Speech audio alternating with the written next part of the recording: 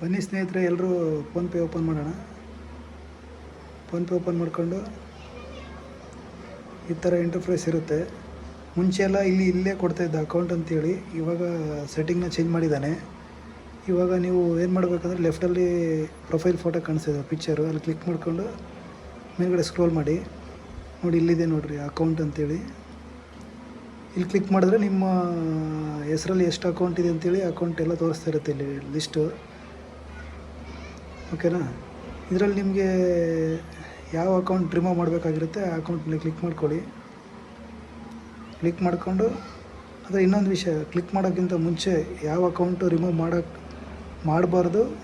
ಮಾಡಬೇಕಾಗುತ್ತೆ ಅದರಲ್ಲಿ ಈ ಥರ ಪ್ರೈಮರಿ ಅಂತ ಬರಬಾರ್ದು, ಆಯಿತಾ? ಇವಾಗ ನೋಡಿ, ನಾನು ಈ ಅಕೌಂಟ್ನ ರಿಮೂವ್ ಮಾಡೋಕ್ಕಾಗಲ್ಲ.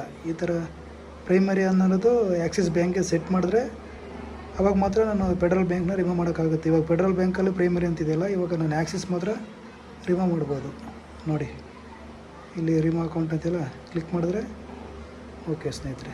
ನೋಡಿ ಇಷ್ಟೇ, 2 ನಿಮಿಷದಲ್ಲಿ ನಿಮಗೆ ಫೋನ್ಪೇಯಲ್ಲಿ ಅಕೌಂಟ್ ಯಾವ ಥರ ರಿಮೂವ್ ಮಾಡೋದು ಅಂತೇಳಿ ತೋರಿಸ್ಕೊಟ್ಟಿದ್ದೀನಿ. ಈ ರಿಲೇಟೆಡ್ ಇದೇ ಥರ ಯಾವುದೇ ಟೆಕ್ ವೀಡಿಯೋಗಳಿಗಾಗಿ ನನ್ನ ಚಾನಲ್ನ ಫಾಲೋ ಮಾಡಿ.